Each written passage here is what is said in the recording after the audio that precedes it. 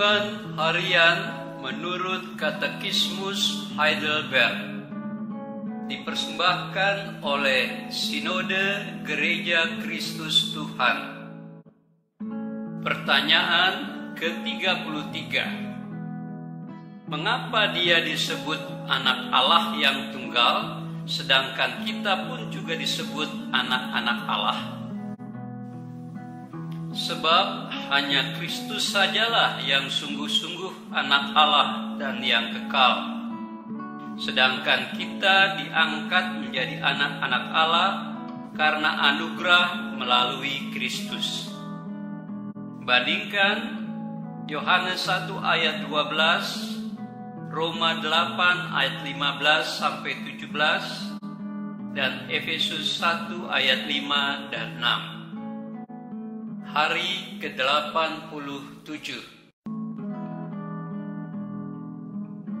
Saudara, setiap pasangan dalam rumah tangga baru pasti merindukan anak, karena anak merupakan bagian dari buah kasih sayang antara suami istri dan juga merupakan berkat yang luar biasa dalam rumah tangga.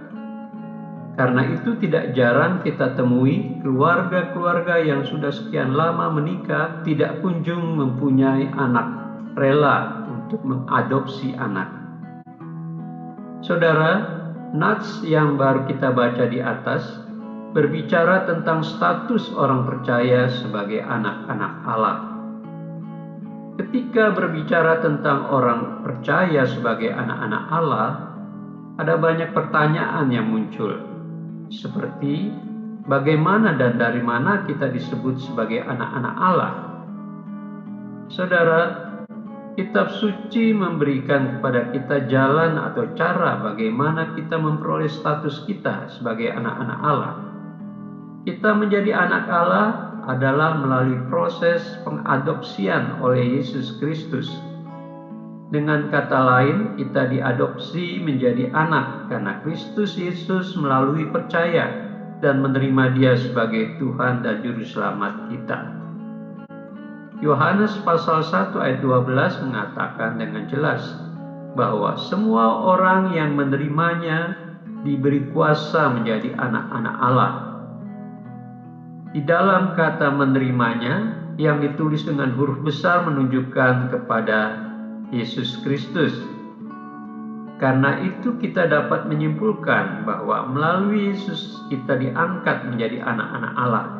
Dengan demikian, status kita sebagai anak bukan karena kita dilahirkan secara jasmani, tetapi didapatkan melalui Kristus yang mengadopsi kita sehingga kita disebut sebagai anak-anak Allah. Saudara, sebagai orang percaya, hari ini kita harus bangga karena kita adalah anak-anak Allah. Status itu kita peroleh karena kita menerima Yesus sebagai Tuhan dan Juru Selamat kita. Sebagai anak, kita memiliki hak istimewa sehingga kita bisa menyebut Allah sebagai Bapa kita, Bapa yang penuh kasih dan memperhatikan kita anak-anaknya. Saudara, tanggung jawab kita ialah memelihara hubungan dengan Bapa sebaik-baiknya.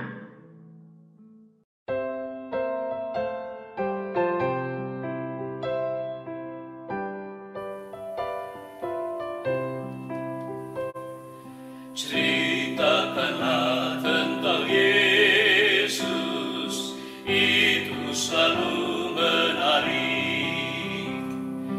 Tidak pernah ada kisah yang seindah kisahnya. Hal tentang surga menyanyi waktu ia dilahirkan. Muliakan Allah di surga, di bumi sejahtera. Ceritakanlah tentang Yesus, itu selalu menarik. Tidak pernah